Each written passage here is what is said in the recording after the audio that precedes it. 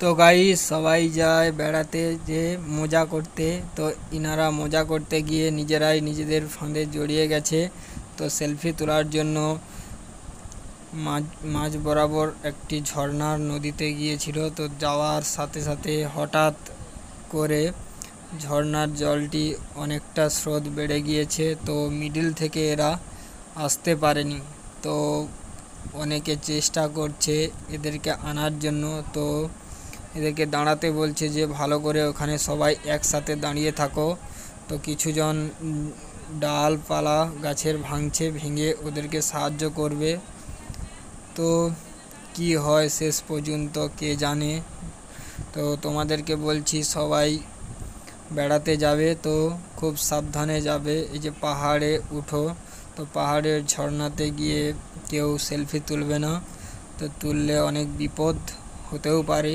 তো ইনাদের যেমন বিপদে পড়ে গিয়েছে বিপদে, তো তারা কি করে এখন ফিরে আসবে, ওখান থেকে ফিরে আসবে, সেই জন্য সবাই চেষ্টা করছে। তো কি করা যায় শেষ পর্যন্ত দেখে যাও তোমরা। আমিও তো বুঝতে পারছি না কি করতে কি হবে। তো সবাই চাইবো যে ভগবানের কাছে প্রার্থনা করবো যে এরা যাতে ফিরে আসতে পারে। পরকে পর জলের স্রোতটা আরও বাড়ছে। তো এটা যেহেতু উপর থেকে জলটা গড়ে আসছে, বৃষ্টির জল, তো উপরে হয় বৃষ্টি বা বরফ গলা জল আসছে। তো একটি কি হয় শেষ পর্যন্ত কি করে বলবো। তো আমিও তো দেখছি, তোমরাও দেখছো কত উপর থেকে জলটা গড়ে আসছে। তো প্রচুর পরিমাণে জলটা অনেক স্পিডে আসছে, পরকে পর আরও জল বেড়ে যাচ্ছে। তো কি হয় শেষ পর্যন্ত দেখতে থাকো তোমরা। তো বুঝতে পারছি না কি করে এরা বাঁচবে, এদেরকে কি করে আনা যাবে। তো দেখা যাক, অনেকেই চেষ্টা করছে কি করে আনতে পারবে এদেরকে। ও এখনো পর্যন্ত সেখানেই দাঁড়িয়ে রয়েছে। তো অনেকেই বাড়ির একটাই ফ্যামিলি পুরো দাঁড়িয়ে রয়েছে। তো ছোট বাচ্চা দুজন রয়েছে, আর মহিলা রয়েছে 4জন, আর 3জন ছেলে, আর ছোট বাচ্চা দুজন রয়েছে।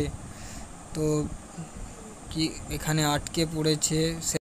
তো গাইস আমি একটাই কথা বলতে চাই যে তোমরা যে যেখানে বেড়াতে যাও সবাই সবাইয়ের উপর ধ্যান নজর রাখবে, আর বি কেয়ারফুল। সবাই সুস্থভাবে যাবে, যেমন মজা করবে তেমন সুস্থভাবে বাড়িও আসতে হবে।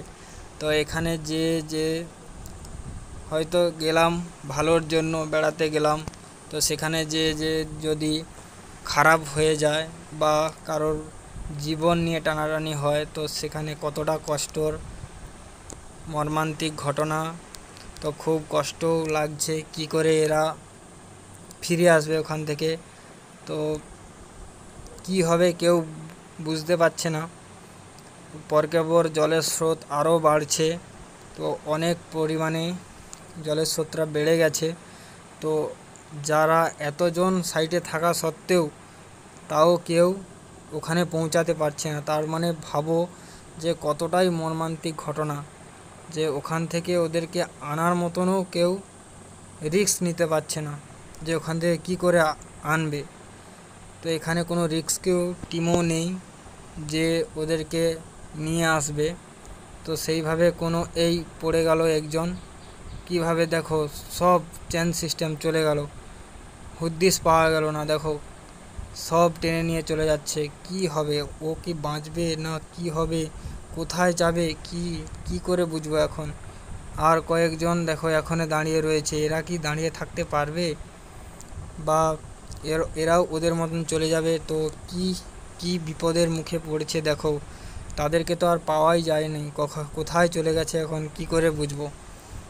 সবাই এখন চারিদিকে দেখো সবাই দাঁড়িয়ে রয়েছে, বাট ওদেরকে আর বাঁচানোর মতন কেউ নেই।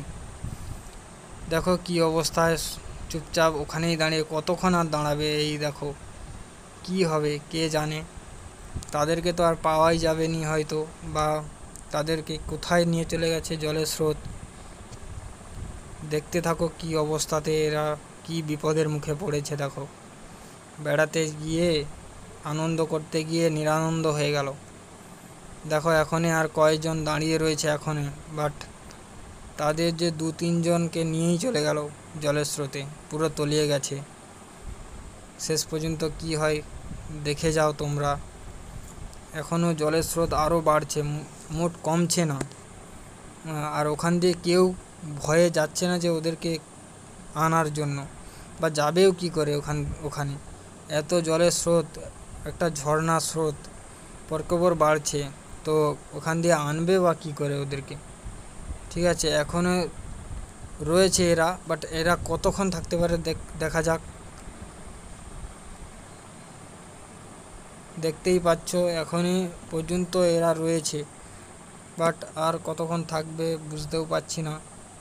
তো নিশ্চয়ই এই এই সবাই দেখো দেখো সবাই একসাথে এবার বসে পড়েছে। আর আর হয়তো দাঁড়িয়ে থাকতে পারবে না, আর দাঁড়িয়ে থাকতে পারবে না। এই চলে যাচ্ছে, দেখো চলে যাচ্ছে, পুরো টেনে নিয়ে চলে যাচ্ছে একদমই নিচের দিকে। দেখো কত ঢাল, কত স্রোতে, দেখো কোনো কুল কিনারা নেই, কোথাও ধরে রাখতে পারেনি, পুরো একদম টেনে নিয়ে চলে যাচ্ছে। দেখছো পুরো একদম নিচেই চলে গেছে, দেখো কত নিচে। এটা একটা পাহাড়, এটা এমনি নদী নয় যে দাঁড়িয়ে রয়ে যাবে বা সাঁতার কেটে চলে আসবে। এটা একটা মানে পাহাড়ের একটা ঝর্ণা।